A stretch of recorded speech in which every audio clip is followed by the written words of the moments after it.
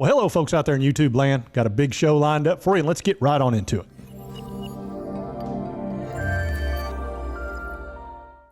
All right, let's pull up the screen. On NIO jumped just like we said it would. Last time I covered it Saturday, it doesn't surprise me at all. The bears are running. They're running hard. And let's get into everything NIO. All right, we'll come back to the chart here in just a minute, but as you can see, we're up 8.25%, which that's, what we should expect given the great news that we got about the delisting fears are lowering and lowering and lowering, and it sounds like China's going to cooperate, and that's huge. That really is monstrous news, and there's no point in them blinking like they are now and not following through to some level. Now, whether or not that satisfies the SEC and the organization that needs to be satisfied, we'll see, but it looks pretty good. And so good, in fact, that NIO caught an upgrade Monday, putting shares of the Chinese vehicle maker in rare air, it says. It's one of only 7 widely covered large cap stocks that has overwhelmingly been supported on Wall Street, but where shares are underperforming the market, and we know why it's been underperforming. It says UBS analyst Paul Gong upgraded NIO stock to a buy from hold. His price target, however, dropped to $32 from $42, and that's fine. He'll up it when the time's ready. It says the upgrade and price target cut reflect the recent trading reality. Shares are down about 31% year to date and are off about 60% from their all-time high. I think we're in the beginning of a comeback, and I think this stock will be in a very different place by the end of the year. It says Gong isn't the only one with a bullish view. The upgrade, there's more than 90% of analysts covering the stock, which rate the shares a buy. There are only 6 other large, widely covered stocks with that level of support that have also underperformed the market over the past 6 months. It says the average estimated sales growth in 2022 is about 50%. It says growth stocks have been hit by inflation, rising interest rates, et cetera, but that's not what's hammering NIO. Hammering NIO is the delisting fears was the #1 thing. And here we see the deliveries for March were almost 10,000. Boy, they were trying to get that up to 10,000 so bad. But anyway, they came real close, and that wound up being over 25,000 for the quarter, which is what they had estimated. So they hit their numbers, which is fine.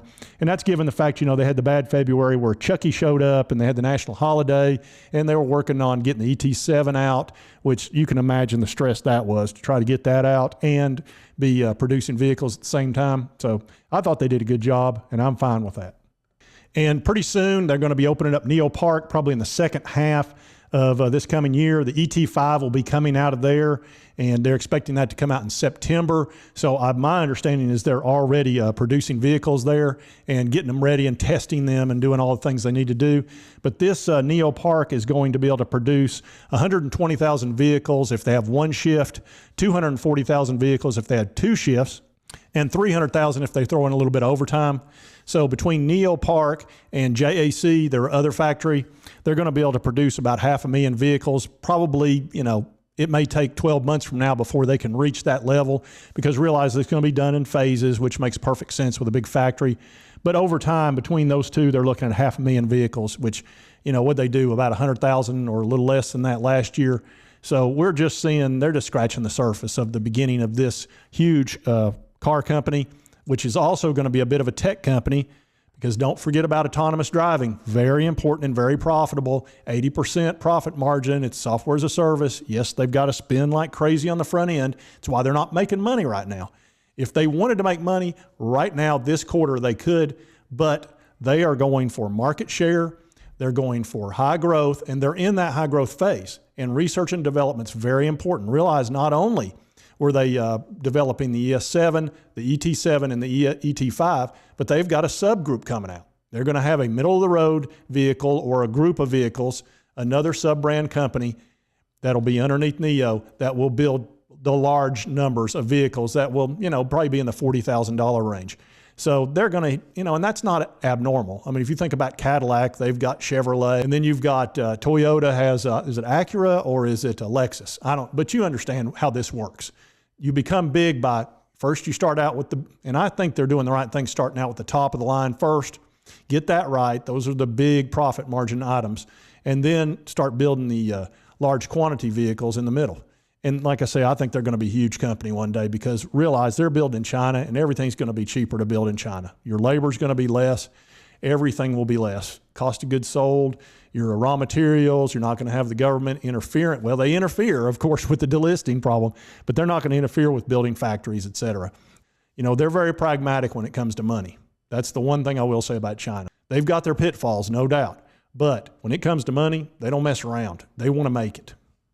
And as far as the bears out there, they're running hard today. They're running big time.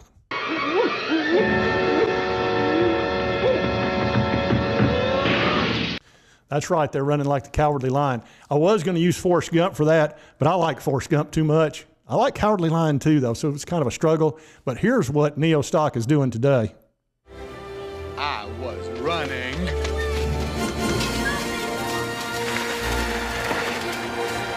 That's right. Did you see those bears in shorts on their bicycle? They just gave up. We're running. All right, and like I say, we're back to the chart here, and like I say, it bounced off that support down there at 21 bucks, and now we're sitting at, like I say, about 8% up, just under $24. There's a little bit of resistance right here around 26, but the big resistance will be 28. If we can get through that 28, I think 34.80 will be the next mark, and then on up. And by the end of the year, I fully expect this thing to be well above that. But, you know, that's my opinion, and I'm allowed to have it. You know, you have your own opinion. That's okay. You know, it's your money. You do as you please. But I feel very comfortable with NIO being much higher than this by the end of the year.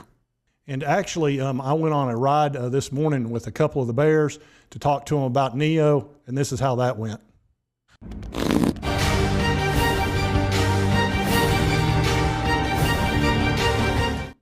Yeah, it didn't go well for them. Man, they're going to be mad at me. All right, folks, and that's NIO today. And man, did it jump. And I see some blue skies out there. It's good to see that. We've been dealing with a bunch of dark skies. It's nice to have some clouds parting for sure. And if you like this content, be sure to hit that like button. Lets me know to continue to cover NIO. And if you haven't subscribed, hit that subscribe button. I'd certainly appreciate it. I always like to have some fun on this channel. You've probably seen that. Anyway, hope you did like the content. And we'll see you next time on Mr. Frugal Investor. I didn't really do that to them. Maybe I did.